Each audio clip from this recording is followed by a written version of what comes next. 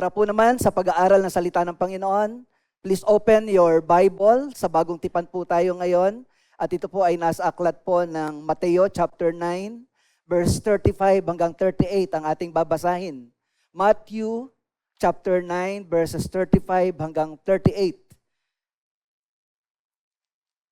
At muli ko pong aanyayahan ang bawat isa. Please stand up para po sa pagbasa ng ating ng banal na kasulatan. At babasahin po natin pareho ang Tagalog at Ingles at sabay-sabay po natin babasahin ito. Okay, so sisimulan po natin sa verse 35 sa Tagalog.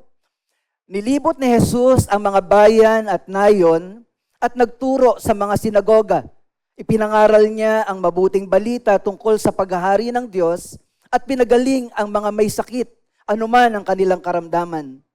Nang makita niya ang napakaraming tao, nahabag siya sa kanila sapagkat sila'y lito at lupaypay, parang mga tupang walang pastol. Kaya't sinabi niya sa kanyang mga alagad, sagana ang anihin, ngunit kakaunti ang mag-aani. Idalangin ninyo sa may-ari ng anihin na magpadala siya ng mga manggagawa sa kanyang aanihin. Basahin din po natin sa English. Jesus went through all the towns and villages, teaching in their synagogues, preaching the good news of the kingdom, and healing every disease and sickness. When he saw the crowds, he had compassion on them, because they were harassed and helpless, like sheep without a shepherd. Then he said to his disciples, "The harvest is plentiful, but the workers are few. Ask the Lord of the harvest, therefore, to send out workers into His harvest field." Tayo po'y manalangin muli sa Panginoon. Hallelujah.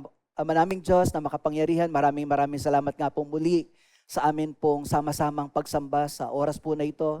Salamat po muli sa iyong banal na presensya sa aming kalagitnaan.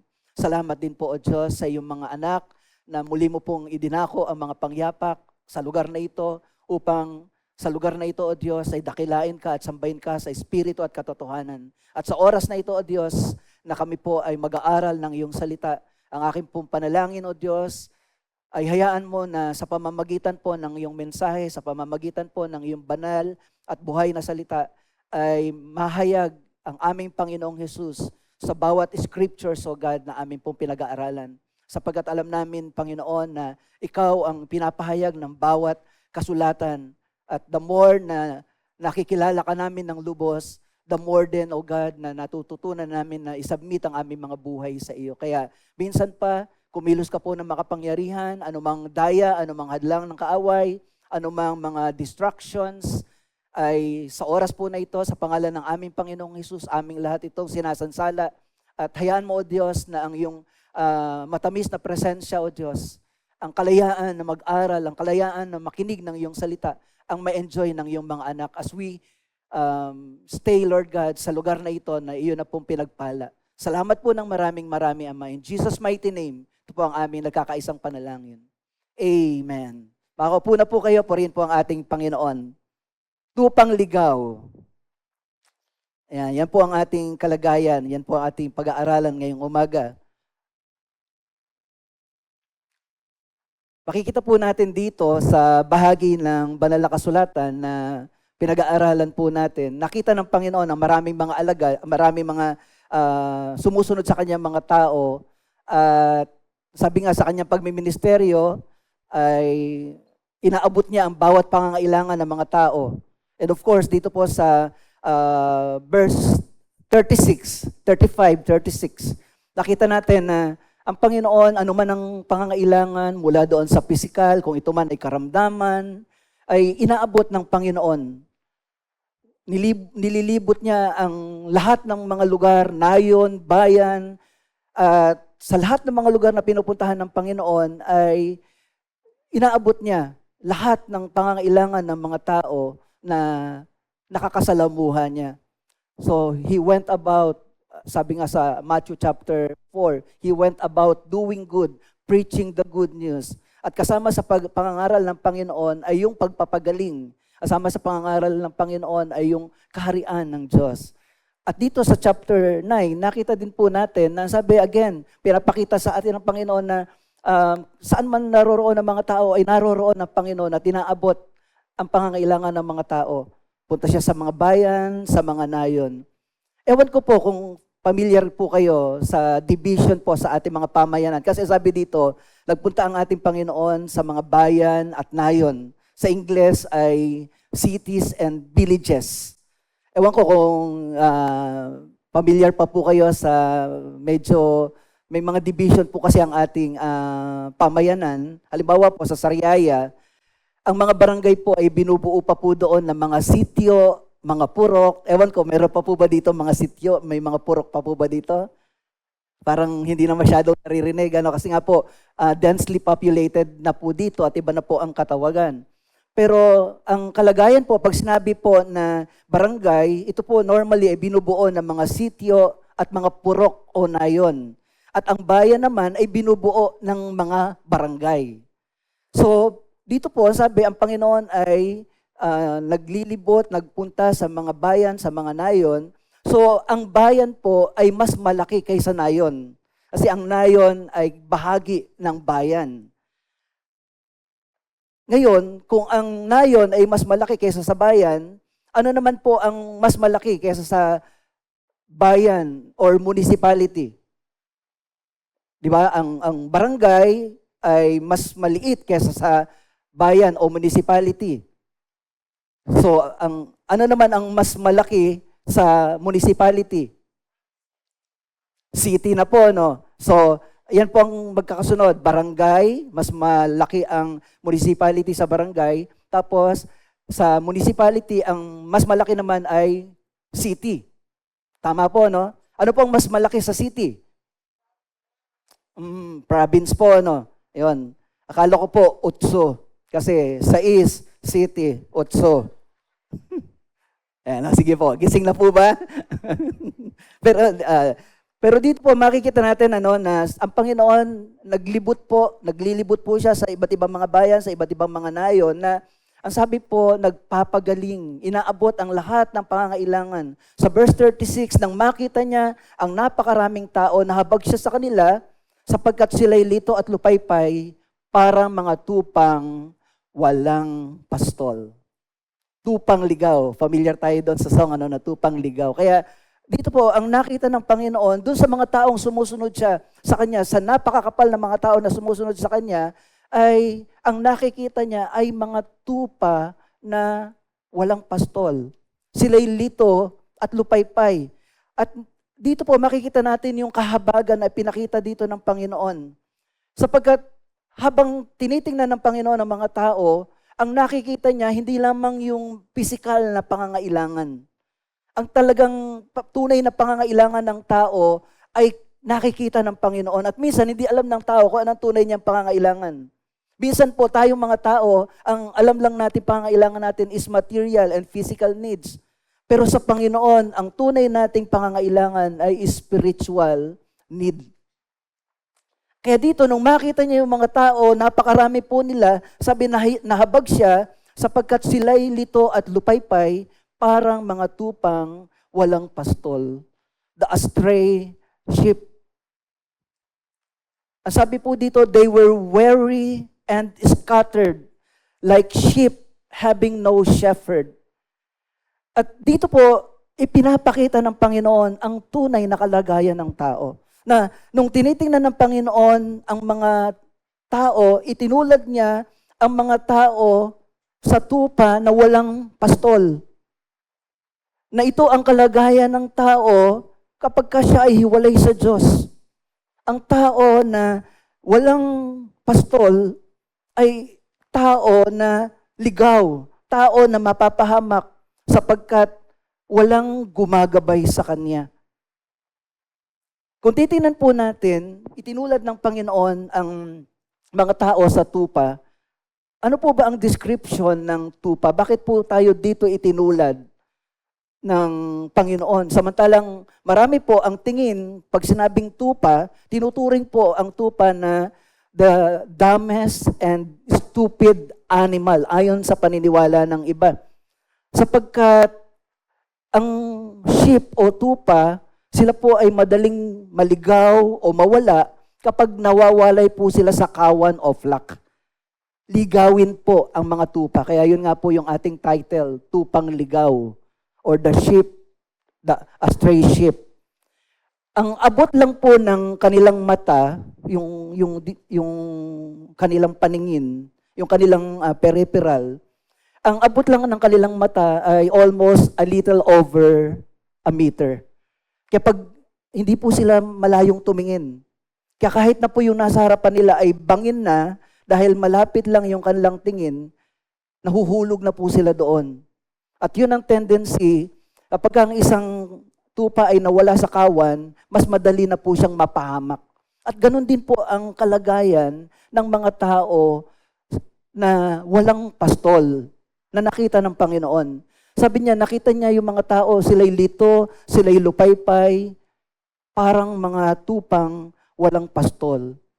No, bagamat totoo na madaling maligaw o mawala ang mga tupa kapag sila ay nalayo sa flock o kawan, at totoo po na mahina ang kanilang sense of direction, hindi po nangangahulugan na totoo yung kasabihan sa kanila na ang mga tupa ay hangal o stupid na animal. Ang totoo po, ito po yung isa sa magandang karakteristik po nila. Bakit po? Kasi po, by nature, ang mga tupa po ay very dependent sa shepherd. Yan po ang kanilang magandang katangian. Kumbaga, hindi sila mabubuhay ng hiwalay sa pastol. Kaya nga po, pag walang pastol ang tupa, kawawa ang tupa. At yun yung nakita ng Panginoong Hesus doon sa mga taong sumusunod sa Kanya. Napakaraming mga tao, pero walang nagpapastol. Kaya sabi ng binasa natin sa verse 36, ang tingin niya sa mga tao na ito, sila ay lito at lupaypay sapagkat walang gumagabay sa kanila. Katulad ng mga tupa na walang pastol. Now, ganun din mga kapatid. Tandaan niyo po sa buhay na ito, itinulad po tayo sa pastol, ay sa tupa, hindi sa kambing. Na hiwalay sa Diyos, we cannot make it in this life. Yan po talaga ang disenyo ng Diyos sa atin, mga kapatid. Kaya hindi po tayo mabubuhay. Ang buhay po natin ay mapapahamak lamang tayo kapag ang buhay natin ay hiniwalay natin sa ating Panginoon. Kaya bilang mga tupa, tandaan niyo po, God designed our life to be dependent on Him. Kaya pagka wala po kayo na wala kayo sa ilalim ng pastol, wala kayo sa ilalim ng Panginoon, ganun din ang nakikita ng Panginoon sa inyong buhay. Buhay na malapit sa kapahamakan. At ang buhay na wala ang pangunguna ng Panginoon, ang buhay na malayo sa Panginoon, ay buhay na, at masasabi natin na katulad ng mga tupa, pwedeng ikapahamak o ikaligaw ng tupa, yung mawalay siya, mahiwalay siya sa kanyang shepherd. Kaya nga sabi ng banal na kasulatan, kung paanong sa atin ang tupa ay mapapahamak kung wala ang pastol, ganun din po sa buhay ng bawat isa sa atin. Na sabi po ng Bible sa Matthew chapter 16 verse 26, sabi, "What shall it profit a man if he gains the whole world but loses his own soul?" So sinasabi dito sa atin ng banal na kasulatan na ang tagumpay ng tao, kung wala ang Panginoon, ay hindi tunay na tagumpay. Kahit na matagpuan pa, kahit na makamtan pa ng tao ang lahat ng bagay, ngunit wala siya sa pangunguna ng tagapangunang pastor, wala ang buhay niya sa kamay ng ating Panginoon na good shepherd, yung kanyang buhay na yon ay katulad ng tupa, mapapahamak. Katulad po halimbawa, sa ngayon po, kilala natin si Elon Musk, and for 2 consecutive year, nung 2025, siya pa din po ang kinilala na pinakamayamang tao sa buong mundo. At ang kanya pong net worth ay around 627 to 750 billion dollars. Ganun po kalaki ngayon ang kanyang net worth. At yan po ay dahil sa Tesla, sa Starlink, at kasama na rin po ang SpaceX.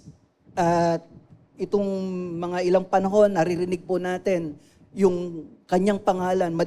Kahit hindi po kayo masyadong familiar kay Elon Musk, pero hindi maiiwasan na hindi sasagi sa inyong pandinig o mapanood nyo si Elon Musk sapagkat siya po'y kilalang tao. At yung kanya pong net worth na mga around 620 billion, ang equivalent po nito sa peso, ito po ay 34 trillion peso. In fact, ang kabuuan po, 34 trillion 375 billion. At ang budget po natin ng 2026, alam niyo po ba kung magkano? 6.7 trillion. Kaya kung gusto po nating mabuhay na merong sasagot ng ating gastusin sa loob ng isang taon, hingi lang tayo kay Elon Musk, fraction lang ng buong taon natin, ay kaya niya na tayong buhayin sa loob ng isang taon. Isang tao lang yon. Imagine niyo kung gaano kayaman si Elon Musk. Pero yun nga po, anong point? If Elon Musk, siya ang pinakamayaman, pero wala naman siyang relasyon sa ating Panginoong Hesus. Wala siyang kaugnayan sa good shepherd ng kanyang buhay. Sayang po. Nagain niya ang buong mundo, pero ang kanyang kaluluwa ay mapapahamak. At ganyan po ang kalagayan ng tao, mga kapatid, kapag tayo ay wala sa Panginoon. Pag walang nangunguna, walang umaakay sa ating kaluluwa, palapit sa Panginoon, we are a lost sheep, mga tupang ligaw, at mapapahamak. Ano po ba ang kalagayan para sa isang tupa na walang shepherd? Pag tinignan po natin sa Bible, marami pong mga bahagi ng banal na kasulatan na pinapakita ang danger ng walang nagpapastol. Walang shepherd na nangangalaga sa tupa. Now, what does it mean for a sheep without a shepherd? 5 bagay po. Number 1, ang makikita po natin dyan ay aimlessness. Ang isang tupa na walang shepherd, siya ay aimless. Itinulad po ng ating Panginoong Hesus ang mga taong walang gumagabay na pastol, na walang direksyon, walang purpose. Ang sabi po sa Numbers 27 verses 15 hanggang 17, Moses said to the Lord, "May the Lord, the God of the spirits of all mankind, appoint a man over this community to go out and come in before them, one who will lead them out and bring them in, so the Lord's people will not be like sheep without a shepherd." So, ang tao na walang gumagabay, lalo na para sa kalooban ng Panginoon, yung tao na yon walang purpose, yung tao na yon mapapahamak. Aimlessness, yun po yung una. Pangalawa po, makikita din po natin sa Tagalog yung bilang 27, ang sabi po, hinihiling ko, sabi ni Moses kay Yahweh, hinihiling ko, Yahweh, Diyos na bukal ng buhay, na pumili kayo ng isang taong mangunguna sa Israel. Sa gayon, hindi ito matutulad sa tupang walang pastol. Because Moses knew how important na ang tupa ay mayroong naglilid. Katulad ng ginawa ng Diyos, nung inilabas ng Diyos ang mga Israelita sa Israel, tinawag niya si Moses. Pero hindi lamang si Moses, marami pa siyang itinayo ng mga leaders para pangunahan ang Israel. Kaya dito po, ganun din ang nakita ni Moses. Bakit? Sapagkat kapag ka walang nangunguna sa mga tupa, ang tupa ay aimless. Number 2, scattered.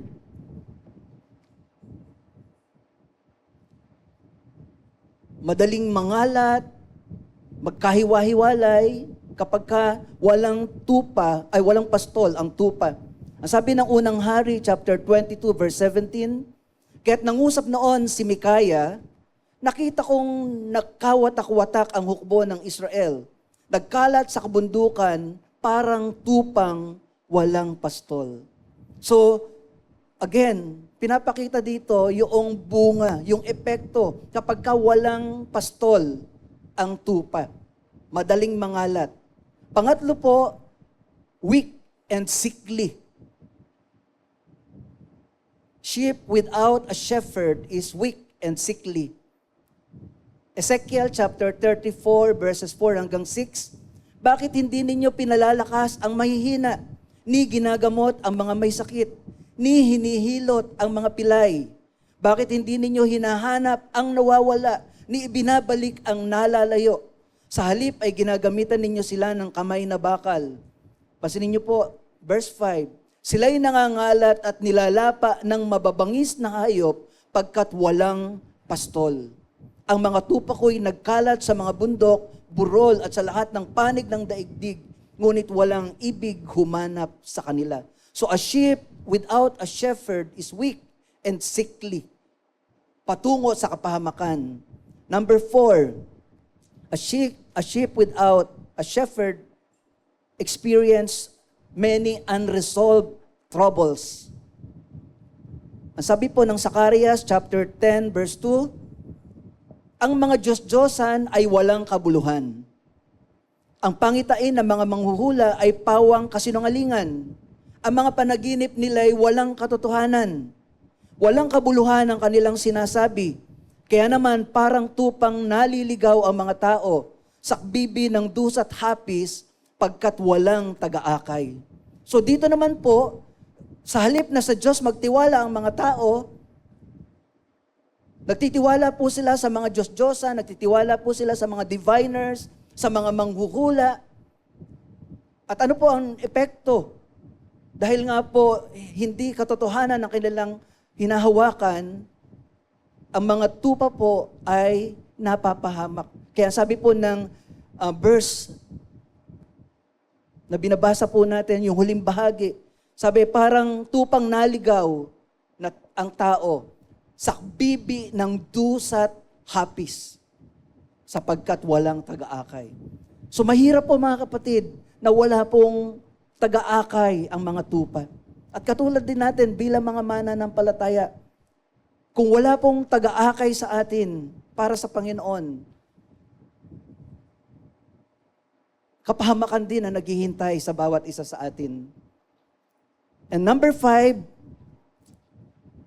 a sheep without a shepherd,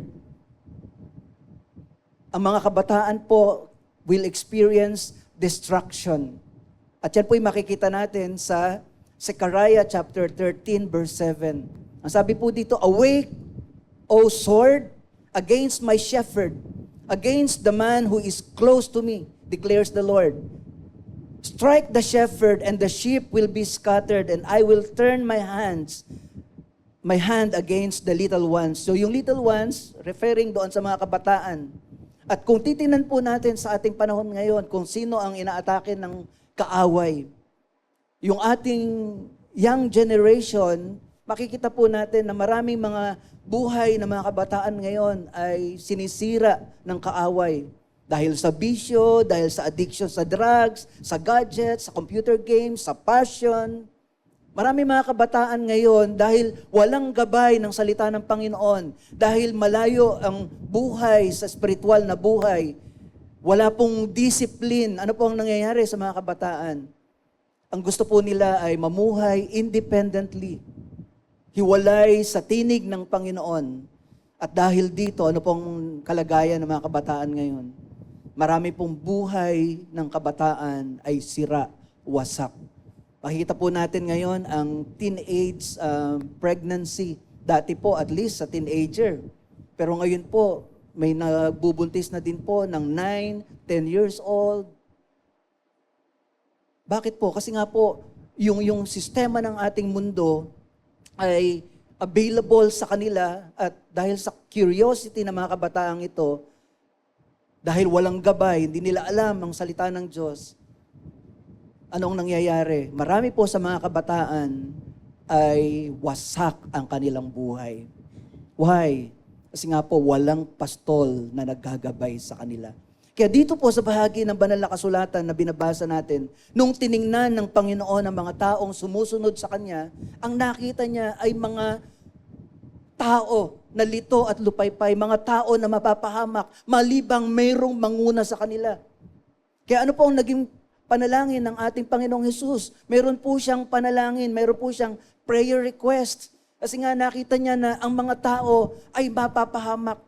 Sabi ng verse 37, kaya't sinabi niya sa kanyang mga alagad, sagana ang aanihin, ngunit kakaunti ang mag-aani. At ito po yung prayer request ng ating Panginoon. Idalangin ninyo sa may-ari ng anihin na magpadala siya ng mga manggagawa sa kanyang aanihin.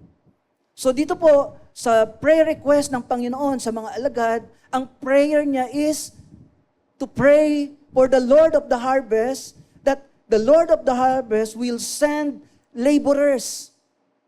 At sino ba ang tinutukoy dito ng Lord na laborer? Ano ba ang aakay sa tupa? Farmer ba? Ang aakay ba sa tupa ay fisherman? Ang sabi dito, ang prayer ay laborer. Kaya pag sinabing tupa, sino ang umaakay sa tupa? Pastol.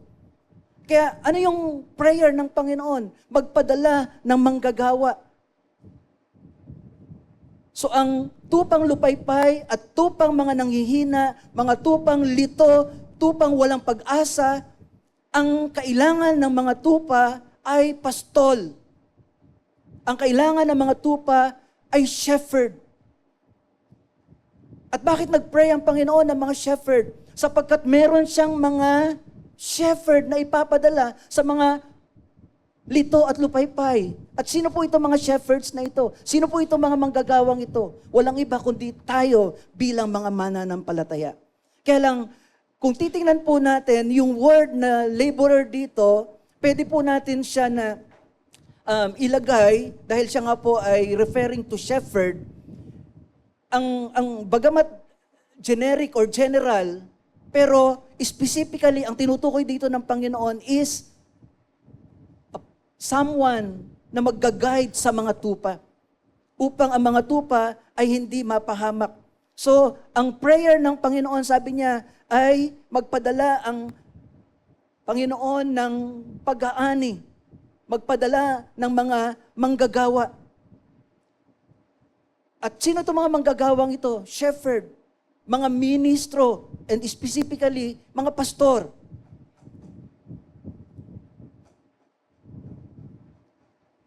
Ang sabi, ang prayer po, manggagawa, laborer, hindi po politiko. Di ba? Pwede naman mag-pray ang Lord kung may problema tayo. Magpadala ang Ama ng maraming mga politicians. Kaso ang dami na po nating mga politicians, kumusta po ang buhay ng mga tao? Ang mahirap, lalong nababaon sa hirap. At nakita na po natin ang ilang mga bad politicians na talagang yung kaban ng bayan ay pinagsamantalahan. Di ba? Alam natin ang katayuan natin.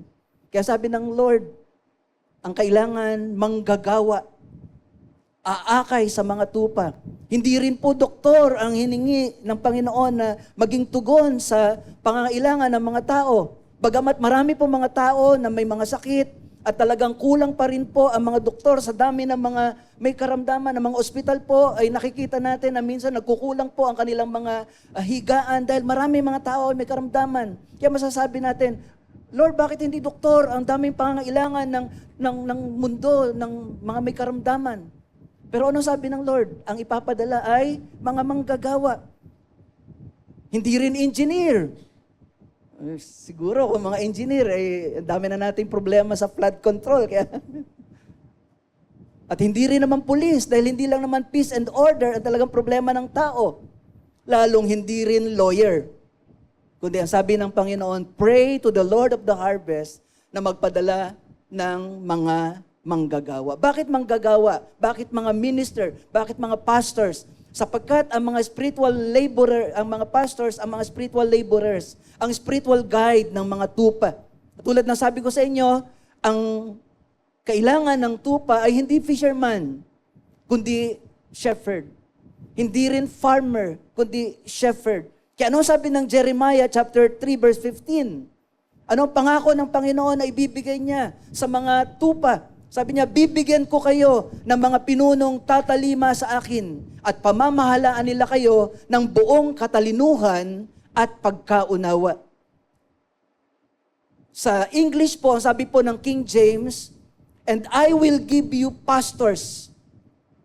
At pag tinignan niyo po yan sa NIV, ang ginamit naman po dyan ay shepherd. Kasi po, ang pastor, sa Hebrew, ang ibig sabihin po niya ay shepherd. Sa Greek naman, ang ginamit po sa shepherd ay poimen.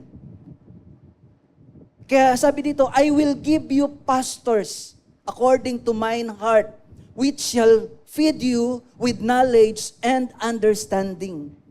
So, upang gabayan ang mga tupa, ang ibinigay ng Diyos ay mga ngasiwa sa tupa. At sino mga ngasiwa sa tupa? Mga laborers, mga pastors, mga lingkod ng Diyos, shepherds. Yung pastor po ay title lamang. Pero ang totoo, yung gampanin niyan ay katulad din ng trabaho ng isang pastol na nag-aalaga ng mga tupa. Ang salitang pastor po, pag tingnan po natin sa Bible, magugulat po kayo, ilang verses lamang sa Bible ang nagtataglay ng word na pastor. In fact, 7 times na ginamit po ang word na pastor, and yung 7 times na yon ay plural, at once na ginamit na singular, at lahat po ng account ng word na pastor ay makikita nyo lamang po sa book of Jeremiah. Lahat po nasa aklat ng Jeremiah. Ibig sabihin, hindi siya ganon salita na madalas gamitin. Once lang din na ginamit sa New Testament, sa Ephesians chapter 4, verse 11. Kasi nga po, yung laborer, yung manggagawa, yung shepherd, mas matatagpuan nyo na mas maraming beses na ginamit sa bahagi ng Biblia. Kasi nga yung pastor, title siya. Pero yung function niya, yung general function niya, ay makikita sa gampanin ng isang shepherd. Naiintindihan niyo po ba? Kaya ang Hebrew word po niya ay yung ra'a, nang ibig sabihin din po niyan ay shepherd or pastor. At sa Griego naman ay yung poimen, the same din ang meaning, pastor or shepherd. Ngayon, kung titingnan po natin, dahil nga po ang sabi ng Panginoon, pray to the Lord of the harvest that He will send laborers. So yung sinasabi dito ng Panginoon na ipapadala ng Diyos ng pag-aani, ang ipapadala ay mga shepherds, mga aakay sa mga kaluluwa. At sa panahon po natin ngayon, ang shepherd ay tinatawag nating pastor. O sa Tagalog, pastol. At kung titingnan po natin, yung tinutukoy ng Panginoon na aakay sa mga kaluluwa ay gampanin po ng shepherd, ng shepherds, o ng pastor, o ng laborers. Pero ngayon po, medyo gawin natin na specific. Tingnan po natin bilang pastor. Ano po ang pangunahing gampanin ng mga pastor sa tupa? Sapagkat ang binibigyan nga po natin ng pansin, sabi ng Jeremiah chapter 3 verse 15, magpapadala ang Diyos ng mga shepherd ayon sa kanyang kalooban. Ibibigay niya. So, a pastor is a gift para sa mga tupa, para akayin ang mga tupa, para i-lead ang mga tupa. So, marami po mga gampanin ang mga pastor, mga day-to-day na mga gampanin, hanggang mga special events sa buhay ng mga miyembro.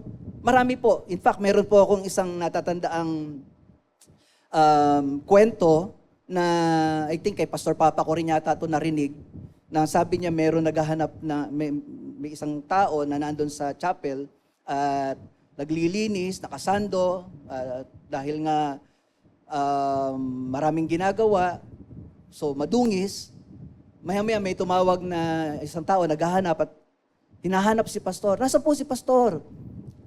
Dahil siya yung nakita na taong naroroon, ay siya ang pinagtanungan. Ngayon, ang ginawa po ng pinagtanungan, pumasok po, nagbihis ng konti, at pagbalik, ano po ang kailangan nyo?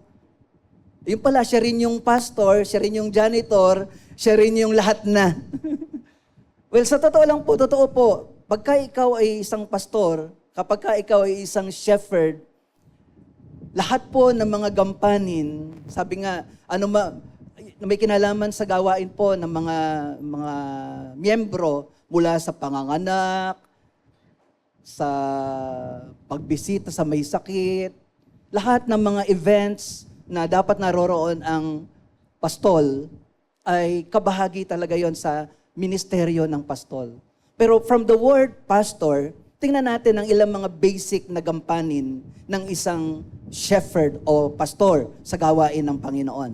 Number 1, dun sa letter P is preach. Isa po sa mahalaga at pangunahing gampanin ng mga pastol ay pakainin ang tupa ng salita ng Diyos. Isa lamang ito. Marami pa pong mahalagang mga bagay na ginagampanan ng pastor, pero isa sa pangunahing gampanin ng pastor ay pakainin, bigyan ng masustansyang pagkain ang mga tupa. At yun po ay sa pamamagitan ng salita ng Diyos. Pangalawa po, yung letter A, advisory or advisor or counselor. Ang pastor ay nagsisilbing gabay ng mga tupa sa mga decision making. Nandyan ang pastor para po sa paggabay sa mga miyembro, sa mga tupa, sa mga mahalagang desisyon na gagawin, maaring sa kursong kukunin, maging sa pag-aasawa, o sa may kinalaman sa negosyo, o ano pa mang mga bagay. Sapagkat ang trabaho ng pastor is to guide, to lead the sheep. Letter S, doon sa word na pastor is shepherding, or pagiging shepherd actually. Ito naman talaga yung kabuuan ng trabaho ng pastor. Pero pag sinabing shepherding, ang ibig sabihin po nito, the pastor feeds, leads, and nurture the flock. Ibig sabihin, nakikita naman natin ang pangkaraniwang trabaho ng pastol. Kaya nga yung Psalms 23, napakaganda pong larawan ng isang pastor. Kaya lang yun po ay larawan ng ating Panginoong Hesus. Di ba? The Lord is my shepherd, I shall not want. I-describe ni David kung sino ang ating Panginoong Hesus. At anong ginagawa ng mabuting pastol? Sabi niya, He leads me besides a still water. Dadalhin ka ng mabuting pastol doon sa mainam na pastulan. Papainumin ka ng malinis na tubig sapagkat masiselan din po ang mga tupa. Hindi po yan basta-basta iinom at trabaho ng pastol na ang ibigay sa mga tupa ay yung malinis na tubig. Hindi niya hayaan na uminom ng maruming tubig yung mga tupa.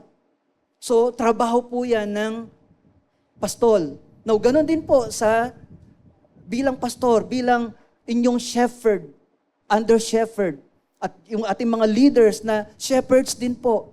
Ano po ang ginagawa ng inyong mga lingkod? Ang mga pinapakain sa inyong salita ng Panginoon ay mga salita na makapag-nurture, makapagpapalago, makakapagpatibay, makapagpatatag ng inyong pananampalataya. So yan po yung pangkaraniwang gampanin. Inililid, pinapakain, pinalalago, at pinalalakas ang tupa. Number 4, yung letter T is mag-teach, magturo. Now, ano po yung difference between preaching and teaching?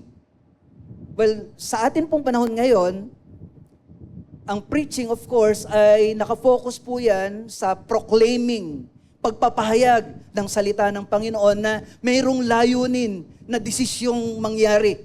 Mayroong layunin mula doon sa mga pinapangaralan, pinapahayagan ng salita ng Diyos na yung mensahe ng Diyos ay matanggap at magkaroon ng malinaw na pagdidesisyong sumunod sa mabuting plano ng Diyos.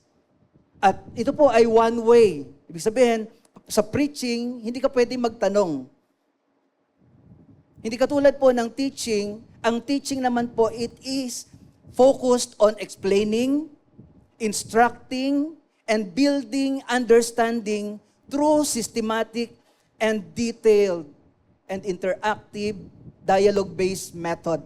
Kaya sa pagtuturo, pwedeng tumigil, o sige po, may mga tanong, nililinaw ang maraming mga bagay, sapagkat nais na yung mga bagay na pinag-aaralan ay matutunan.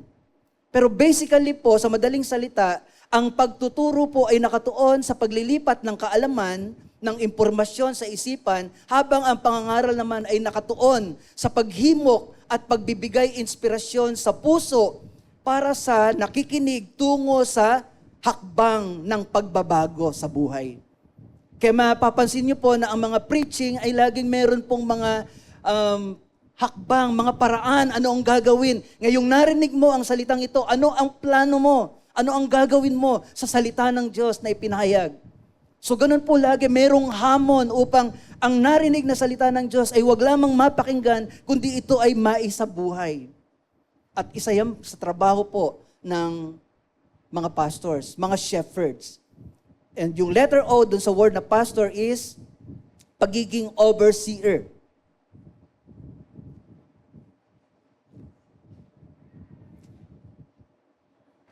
Ang shepherd o pastor as a spiritual leader,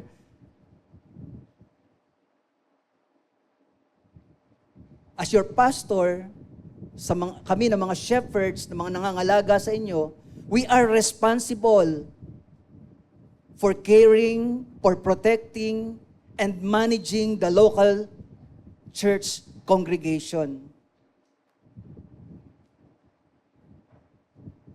Ang ibig sabihin po niyan, bilang shepherd, bilang pastol, yung welfare ninyo, unang-una sa spiritual, tinitingnan po namin yan. Ino-observe kung paanong gagabayan ng isang tupa. Upang sa ganon, ang isang tupa ay lumago, lumakas, at tumibay sa kanyang pananampalataya. Hindi ibig sabihin na ang pastor ay nagtuturo sa inyo, ang isang pastor ay merong binibigay sa inyo na mga suggestions. Hindi ibig sabihin na nakikialam ang pastor. Bagamat tinatawag na pakialamero, yes, talaga pong hayaan nyo na pakialaman ng pastor ang inyong buhay. Bakit po? Kasi nga po, bilang mabuting pastor, ang layunin po ng pastor is ingatan, alagaan at proteksyonan kayo. At malalaman nyo naman yon kung ang ginagawa ng pastor ay ikakapahamak ninyo o ikakabuti ninyo. Pero napakahalaga po na makita ninyo na dahil tinitingnan ng inyong buhay at kung kayo'y sinasaway, bahagi po yon ng gampanin ng mga lingkod ng Diyos. Ino-oversee ng inyong mga lingkod ang inyong buhay espiritual, ang inyong mga relasyon. Meron po kasing pagkakataon na pagdating sa church, siyempre po, limited ang ating engagement dito, pero iba pala ang pamumuhay sa bahay. At later on, kapag may mga sitwasyon na nakikita natin na kailangang ituwid, ay maririnig niyo po na nagtutuwid ang pastor. Bakit po? Sapagkat, again, yung letter R naman, na trabaho ng pastor is restorer or tagapagpanumbalik o nagre-repair. Ibig sabihin, minsan may mga relasyon na nasisira dahil Hindi may iwasan tayo bilang mga mananampalataya, magkakamag-anak. Pero minsan yung magkakamag-anak, dahil magkasama sa church, ano nangyayari? Pagka hindi nagkakaintindihan, ay hindi a-attend kasi makikita yung kamag-anak o kaya yung kapatid. At trabaho ng pastor na mag-mediate, i-restore ang pananampalataya ng mga nanghihina. Kaya meron pong nagaganap na healing, meron nagaganap na reconciliation, meron pag-aayos, may mga sitwasyon na kailangan pong buuin. Bakit po? Kasi nga po, yun ang trabaho ng pastor sa church.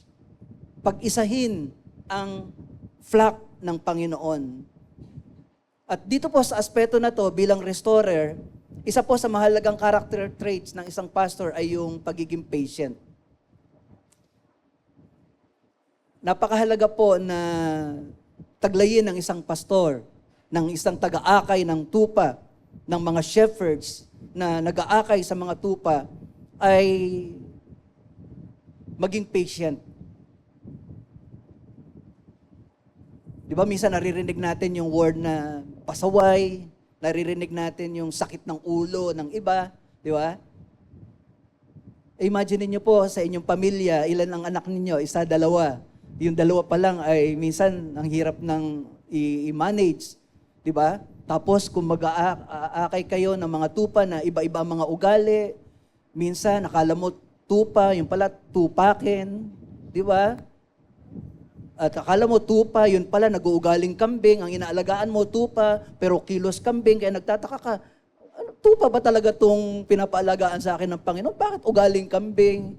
So pag ikaw ay restorer, ang mangyayari sa'yo kung hindi ka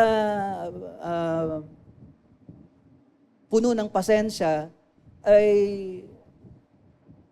baka katulad ni Moses, patay ng patay. Di ba? Kaya isa ho yun sa katangian ng mga shepherd, yung talagang tinitingnang mabuti yung kabuuan ng mga tupa sapagkat nauunawaan niya yung kalagayan ng mga tupa. Mahabang proseso ang pagre-restore at hindi siya dapat judgmental. So, ito po yung ilang trabaho ng pastor na kung mapapansin ninyo, sabi ng Panginoon, idalangin ninyo sa Panginoon ng anhin na magpadala siya ng mga manggagawa. Manggagawa na aakay sa mga tupa na lito at lupaypay dahil sa kanilang buhay. Kailangan nila ng gabay, kailangan nilang maunawaan ang kalooban ng Panginoon para magkaroon sila ng pag-asa. At sino ang aakay sa kanila? Tayo yon, mga shepherds. Yung pastor is title, pero anyone can lead a sheep who is astray.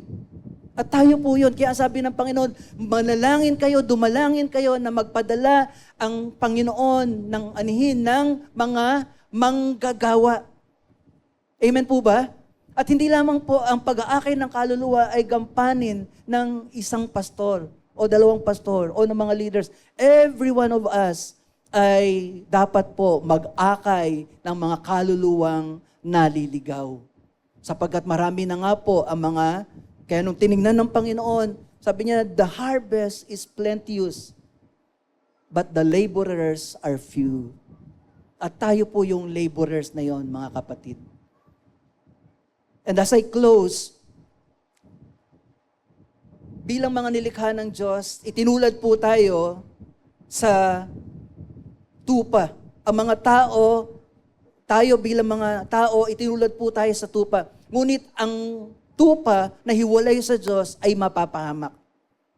Kaya naman, nanalangin ang Panginoon ng mga manggagawa. At patuloy pa rin nananalangin ng Panginoon ng mga manggagawa na aakay sa mga tupa na lito at lupaypay.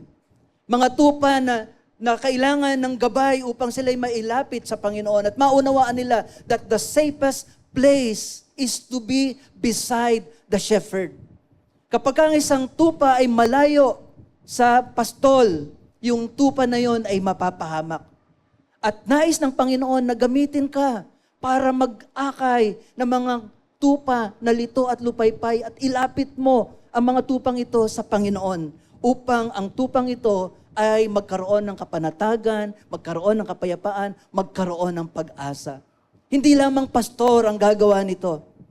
Sapagkat, bagamat sinabi ko nga po sa inyo na shepherd is a pastor, pastor is a title, pero yung gampanin ng shepherd ay gampanin ng lahat ng mga sumusunod sa Panginoon na nagnanais na magdala ng kaluluwa sa Panginoon. Amen po ba? Kaya bilang mga tupa, salamat sa Panginoon, sabi po bilang sabi sa sa Psalms 23:1, sabi, the Lord is my shepherd, I shall not want. At tayo po, bilang mga tupa, salamat na naunawaan na natin ito. Katulad ni David, nagkaroon na tayo ng ganitong declaration, the Lord is my shepherd, I shall not want. Pero how about those na hindi pa kilala ang shepherd, the great shepherd, walang iba kundi ang ating Panginoon. At yung malayo, alam mo na ang buhay na malayo sa shepherd ay kapahamakan. Anong gagawin mo doon? Kung meron kang mga kamag-anak, meron kang kakilala na alam mong malayo pa sa great shepherd, ikaw ang gagamitin ng Panginoon sa iyong pamilya para ipakilala mo ang mabuting pastol sa iyong mga mahal sa buhay. Kaya nga po, sabi ng banal na kasulatan sa Acts chapter 16 verse 31, manampalataya ka o sumampalataya ka sa Panginoon at maliligtas ka. Pero hindi natatapos doon. Dahil ligtas ka na sa iyong pamilya, meron ka ring pananagutan sa iyong buong sambahayan. Kasi sabi ng banal na kasulatan, sumampalataya ka sa Panginoon at maliligtas ka, ikaw at ang iyong sambahayan. Pero hindi automatic na maliligtas ang iyong buong sambahayan. Kailangan kung paanong nakilala mo ang mabuting pastol sa iyong buhay, ipakilala mo din sa iyong pamilya ang mabuting pastol na nakilala mo. Amen po ba? Huwag mo nang hintayin sabi kasi ng banal na kasulatan, nung tiningnan ng Panginoon, ang aanihin ay sagana. Marami na. Ano nangyayari kapag ang aanihin ay hindi na ani? Nasasayang, nabubulok. Naka-experience po ba kayo ng isang bunga na hindi po nakuha? Sa halip na nakain nyo ng masarap, ang nakinabang po ay minsan nauunahan kayo ng ibon, nauunahan kayo ng mga insekto, o kaya naman ay nabubulok na lang at nasasayang. Ano ibig sabihin nun? Huwag nyo nang hintayin na yung inyong mga mahal sa buhay, iba ang umani. Lalo na yung mga maling pananampalataya ang maihasik sa kanila. Masasayang po yung anihin. Sa halip na ready na sila para ilapit natin sa mabuting pastol, iba ang umakay, nadala sila, hindi sa mabuting pastol, kundi sa lobo. Kasi maling turo ang narinig nila o maling turo ang pinagdalan sa kanila. Kaya kung naniniwala kayo na kayo ay nakilala ninyo ang mabuting pastol at nakita ninyo mabuti ang sumunod sa ating Panginoon na mabuting pastol, ipanalangin ninyo ang inyong pamilya na makilala din nila ang mabuting pastol na inyong tinanggap. Makilala nila ang mabuting pastol na maglalayo sa kanila sa kanilang kapahamakan at mag-aalis ng kanilang panglulupaypay at magbibigay sa kanila ng bagong pag-asa. Amen po ba? Marami pong mga tupang ligaw at ang nais ng Panginoon, itong mga tupang ligaw na ito, ay magkaroon ng pag-asa. At kailangan ng Panginoon ang mga taga-akay. Tayo po yun bilang mga mananampalataya. Amen po ba? We are the shepherds in our time. Kaya patuloy nating panalangin yung ating mga mahal sa buhay. Gamitin natin yung ating patotoo, ipakilala natin ang Panginoon sa kanila. Upang sa ganon, hindi sila mapahamak. Remember, the safest place is to be beside the good shepherd. Amen? Palakpakan po natin ang ating Panginoon. Hallelujah. Anyayahan ko po kayo na magsiyuko. Tayo po idudulog sa Panginoon sa prayer. Hallelujah. Yes, oh God, tunay po, Ama, na napaka-sagana ng aanihin. Ngunit kakaunti ang mga manggagawa. Father God, I pray Katulad po ng prayer na pinanalangin ng aming Panginoong Jesus, ganun din po ang aming prayer, O God, that your church, Lord God, would respond na maging laborer, maging manggagawa, not necessarily as pastor, kundi mga shepherds, Panginoon. Title lamang yung pastor, pero pare-pareho kami ng gumpanin, Panginoon. And that is to bring souls, to bring this sheep, Lord God, pabalik sa iyo, sapagkat ikaw ang tunay na mabuting pastol. At bilang mabuting pastol, alam namin, Lord God, na nandoon kami sa maayos na kalagayan, dadalhin mo kami sa mainam na pastulan. Ipapainom mo sa amin yung tubig na dalisay. Pagagalingin mo ang aming karamdaman, aakayin mo kami, kahit na lumakad kami doon sa lilim ng kamatayan, sa madilim na nakakatakot na sitwasyon ng aming mga buhay.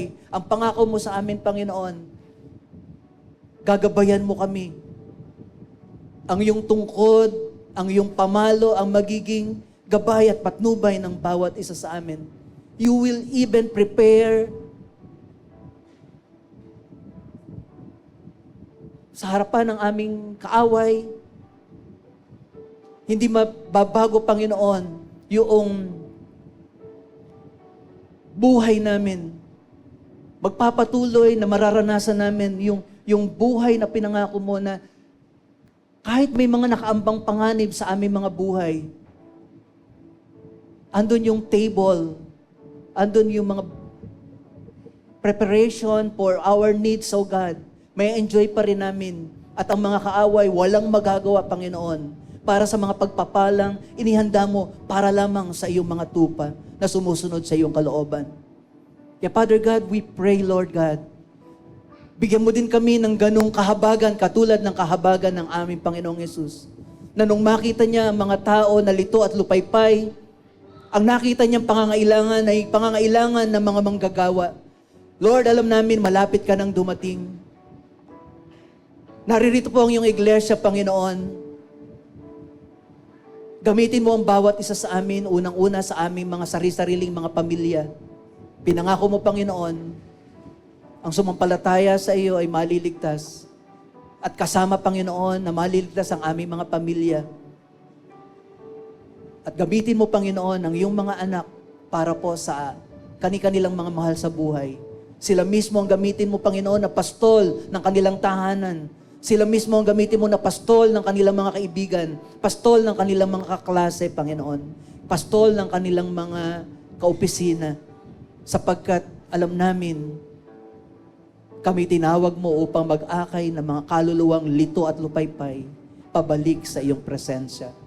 Dahil naniniwala po kami na ikaw ang aming mabuting pastol at ang manatili sa presensya mo ang pinakaligtas na lugar. Kaya Ama, bigyan mo po ng kabigatan ang bawat isa. Huwag po kami makontento na kami lamang ang karanas ng kaligtasan sa pamamagitan ng aming mabuting pastol. Hindi, gamitin mo po kami, Panginoon, sa aming mga kakilala, sa aming mga mahal sa buhay, upang sila din maranasan po nila ang kalagayan na kinakalinga ng aming dakilang pastol at walang iba kundi ikaw, aming Panginoong Yesus. Kaya salamat po, O Diyos. Hallelujah. Thank you, O God. Thank you, Lord.